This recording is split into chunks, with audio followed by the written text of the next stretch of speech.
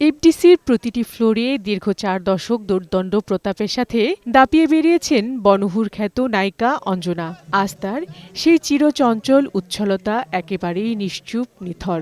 প্রিয় প্রাঙ্গণ এফডিসিতে তাকে চিরবিদায় জানিয়েছে সহকর্মী শুভানুধ্যায়ীরা। কয়েকদিন ধরেই অসুস্থ ছিলেন অঞ্জনা। চিকিৎসা নেন রাজধানীর একটি বেসরকারি হাসপাতালে। অবস্থার অবনতি হলে গত বুধবার রাতে তাকে নিয়ে যাওয়া হয় বিএসএমইউ হাসপাতালে। সেখানেই শুক্রবার দিবাগত রাত ১:৩০টায় মৃত্যু হয় অঞ্জনার। শিল্পীর সাথে সাথে একটা অত্যন্ত উঁচু দরের একটা মানুষ হারিয়েছে। প্রথম ছবিতেই সুপারহিট হয় অঞ্জনা। নায়িকা হয়েই সবার হৃদয়ে থাকতে চেয়েছিলেন।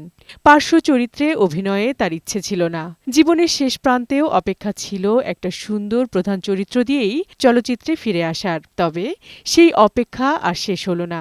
অনেকটা আক্ষেপ নিয়েই অনন্তলোকে পাড়ি জমালেন বাংলা চলচ্চিত্রের এই নাচের পাখি। আমাদের অনেক স্মৃতি। তার আশাই ছিল যে সে কেন্দ্রীয় ক্যারেক্টারের চরিত্রে আবার ফিরে আসবে। বাংলাদেশের চলচ্চিত্রের যেসব দর্শক আছে তাদের কাছে চিরদিন অঞ্জনা নাচের পাখি হয়েই থাকবে। এফডিসিতে জনপ্রিয় এই নায়িকাকে শেষ শ্রদ্ধা জানাতে আসেন সহকর্মী ও শুভানুধ্যায়ীরা। বলেন, অঞ্জনা নিজের কর্মগুণেই দর্শকদের মণিকোঠায় স্মরণীয় হয়ে থাকবে। সর্বদা হাসি খুশি একজন মহিলা ছিলেন। তার এই স্বীকৃতি তাকে এই চলচ্চিত্র শিল্পে অনেক দিন জীবিত রাখবে। অঞ্জনার অভিনয় জীবন শুরু হয় ১৯৭৬ সালে। সেতু চলচ্চিত্র দিয়ে ঢাকাই সিনেমায় কাজ শুরু করলেও তার মুক্তিপ্রাপ্ত প্রথম চলচ্চিত্র দস্যু বনহুর সুপারহিট হয়।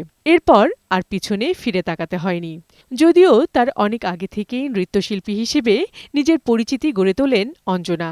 নৃত্যশিল্পী থেকে নায়িকা হয়ে সর্বাধিক যৌথ প্রযোজনা এবং বিদেশি সিনেমায় অভিনয় করা একমাত্র নায়িকাও তিনি। ৩০০রও বেশি সিনেমায় অভিনয় করেছেন। পরিণীতা ও গাংচিলে অভিনয়ের জন্য দুবার জাতীয় চলচ্চিত্র পুরস্কারও পেয়েছেন।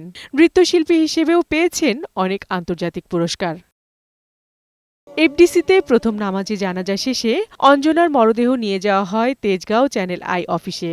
সেখানে দ্বিতীয় নামাজে জানাজা শেষে বনানী কবরস্থানে চিরনিদ্রায় শায়িত হন নায়িকা অঞ্জনা রহমান। বিউটি সমাদ্দার, বৈশাখী সংবাদ, ঢাকা।